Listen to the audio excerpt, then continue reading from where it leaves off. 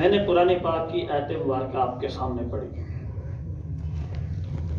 آپ حضرات علم حاصل کر رہے ہیں، کوئی قرآن پاک کو حفظ کر رہے ہیں، کوئی اس کا ترجمہ تفسیر پڑھ رہے ہیں، عالم بن رہے ہیں،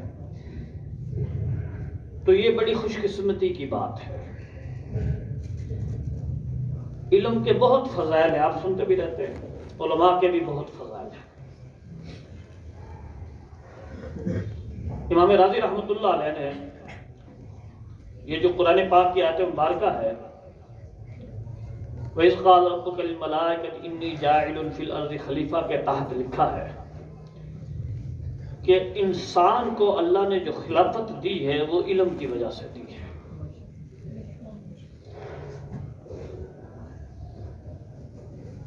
اور اس کے تحت پھر انہوں نے احادیث بھی تفسیر کبیر میں بہت ساری لکھی ہیں، وقت نہیں۔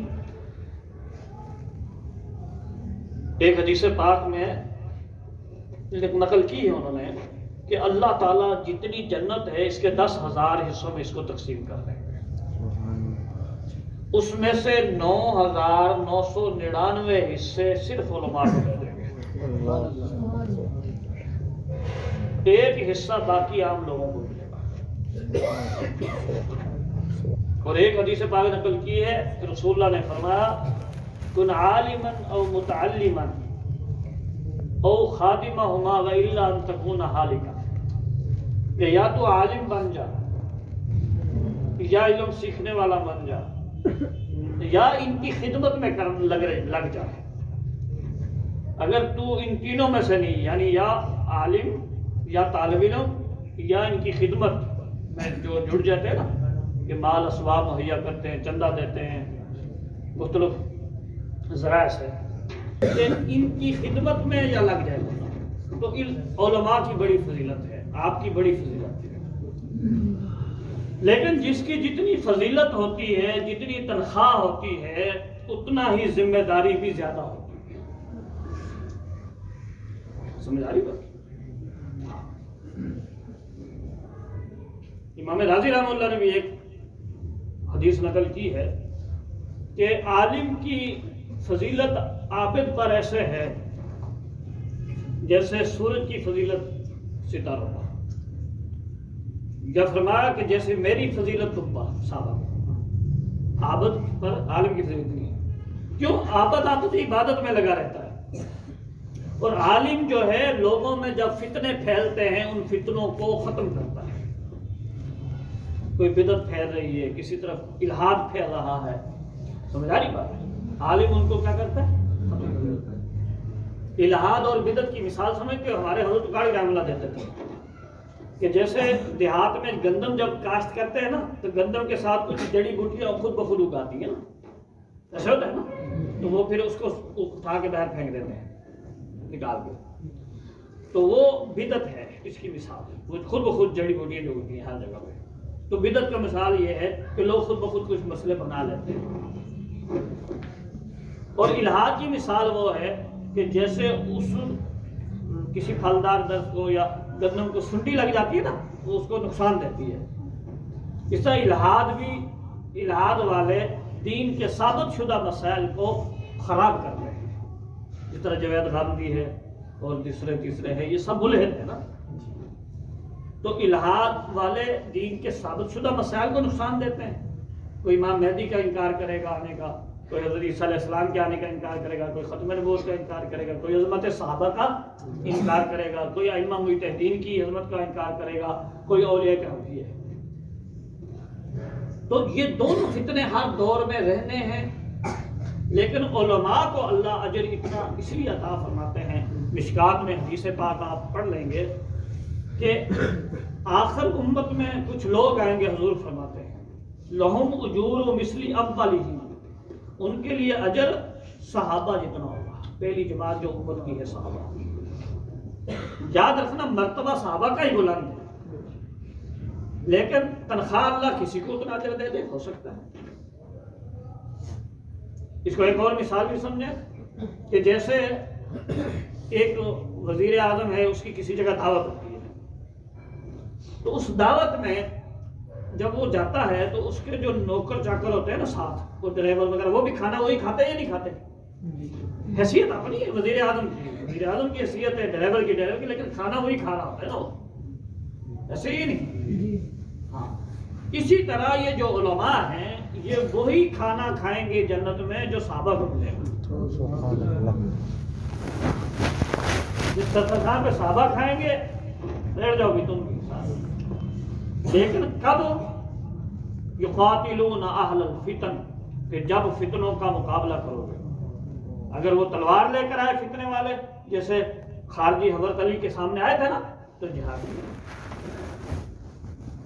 اور اگر دلیل سے آئے تو دلیل کا مقابلہ۔ جس قسم کا ہتھیار فتنہ لائے گا آپ اس قسم کا مقابلہ کرو گے تو اتنا اجر ملے گا، نہیں تو دوسری حدیث پڑھ دی ہے کہ اگر علم عالم نے ظاہر نہ کیا تو کتنا سخت عذاب ہے کہ دنیا اللہ کی بھی لعنت، فرشتوں کی بھی، تمام انسان، جتنی تنخواہ زیادہ ہے تمہاری اتنی ذمہ داری بھی زیادہ ہے۔ یہ نہیں کہ بس یہ پڑھ لیا تو اب ایک مسجد سنبھال لی اور بعد نماز پڑھا دی، بس یہ بہت لوگ خوش ہو گئے، تنخواہ جیب میں ڈالی اور مولوی صاحب سو گئے۔ نہیں، آپ نے نظر رکھنی ہے کہ محلے میں فتنہ کہاں پھیل رہا ہے، علاقے میں کہاں پھیل رہا ہے۔ علامہ شامی رحمہ اللہ لکھا یہ فرض کفایہ ہے۔ یہ اس طرح ہے، ایک میت پڑی ہے، کوئی بھی مسلمان جنازہ نہ پڑھے بستی کا تو گناہ گار ہوں گے نہیں ہوں گے سارے؟ فرض کفایہ تھا جنازہ، اب ساری بستی گناہ گار ہے، لیکن اگر 2-4 بندے پڑھ لیں تو سب کو گناہ سے بچا لیا۔ یہ عوام جو ہے ان کو پتہ ہی نہیں علماء کا ان پہ کتنا احسان ہے، یہ سب جہنم میں جائیں گے اگر علماء نے محنت نہ کی، کیونکہ فرض کفایہ ہے۔ علماء بیچارے رکھی سکھی کھا کے، ٹھیک ہے، دین کا علم حاصل کر کے فتنوں کی تدبیر میں لگے ہوئے ہیں، یہ ان سے عذاب ہٹ رہا ہے عوام سے۔ فرض کفایہ ہے، امام شامی نے لکھا ہے، تقابل کا علم حاصل کرنا کیا ہے؟ یاد کر لو، فرض کفایہ یعنی ہر محلے میں، ہر بستی میں ایک عالم ایسا ہو جس کو مرزائیوں کی بھی تردید آتی ہو، رافضیت کی بھی آتی ہو، ٹھیک ہے، جتنے فتنے ہیں ان کے بارے میں اسپیشلسٹ ہو، کوئی آئے اس کا جواب دے سکے۔ یہ نہیں کہ یار جس دن پتہ نہیں سبق ہوا تھا تفسیر کا تو میں سویا ہوا تھا اس دن۔ فتنوں کی تردید صحابہ سے چلی ہے، فتنے پیدا بھی صحابہ کے زمانے میں ہو گئے تھے، اور فتنوں کا آنا کوئی پریشانی کی بات نہیں ہے، اس لیے کہ یہ نبوت کا معجزہ ہے۔ خود رسول اللہ پیشین گوئی کر گئے تھے کہ فتنے ظاہر ہوں گے، نہیں کی آقا نے پیشین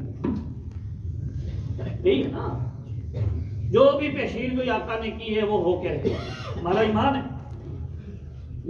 دیکھو نا کہ اگر ملک کے دشمن نہ ہوں تو فوج کو تنخواہ ملتی ہے، حکومت اتنی فوج پھر رکھتی ہے؟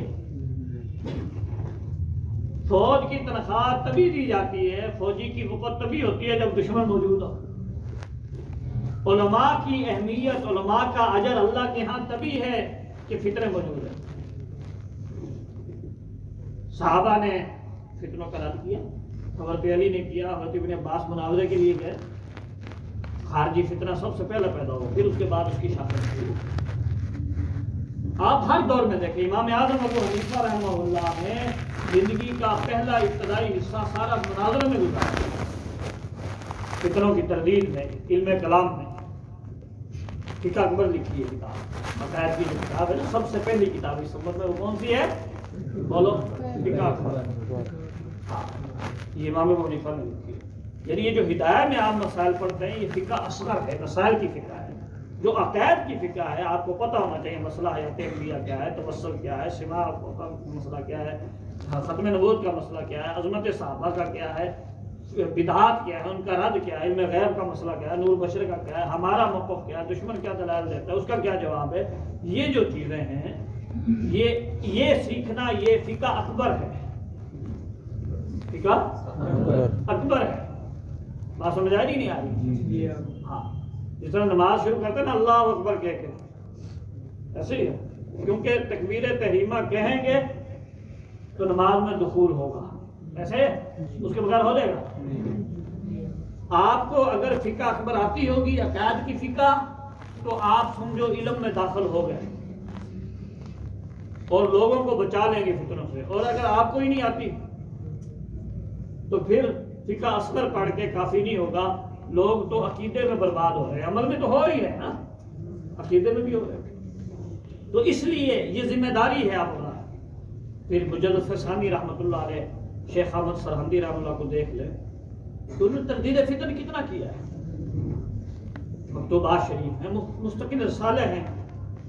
پھر مجدد فسانی کے بعد حضرت شاہ ولی اللہ کو دیکھ لیں, شاہ عبد العزیز محدث دہلوی کو دیکھ لیں, تحفہ اثنا عشریہ لکھی. شاہ ولی اللہ کا پورا زمانہ ہی تردید فتن میں گزرا ہے. پھر آگے اکابر اپنے کو دیکھ لیں, مولانا قاسم نوتوی رحمۃ اللہ نے تحذیر الناس لکھی, تردید فتن میں ہدیت الشیعہ لکھی.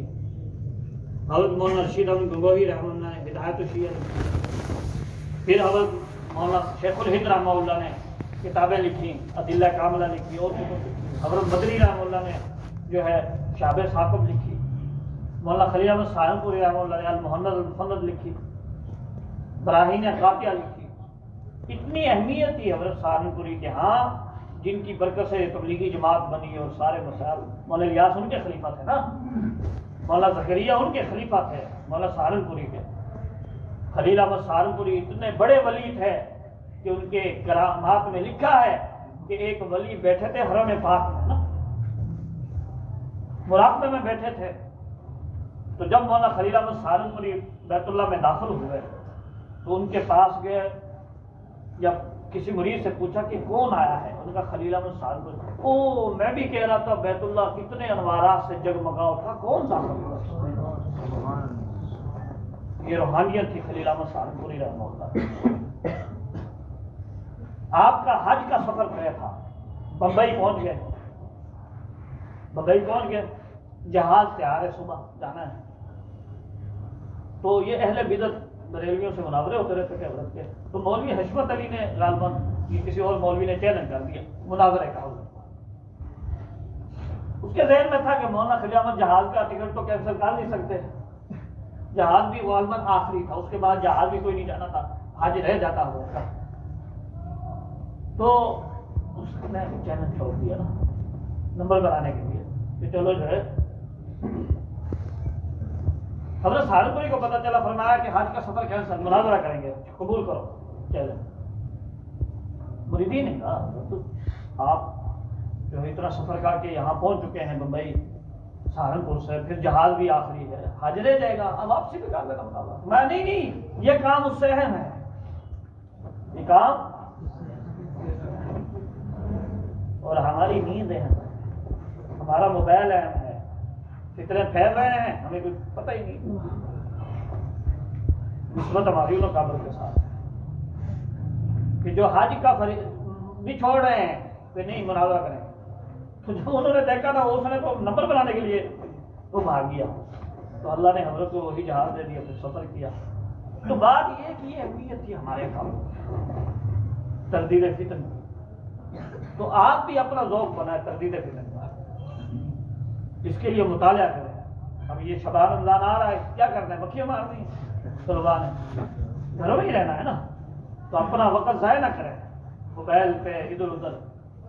ایسی کتابوں کا مطالعہ کریں جن سے آپ کے اندر فہم پیدا ہوتا, قابلیت ہے. بعض جگہ کورسز بھی ہوتے ہیں چھوٹے موٹے, لیکن وہ 2-4 دن ہفتے کے ہوتے ہیں, باقی تو 2-2.5 مہینے فارغ ہے نا سارے آپ کے. تو اس میں مطالعہ کریں. جس نے بھی ترقی کی ہے خارجی اوقاف نے کی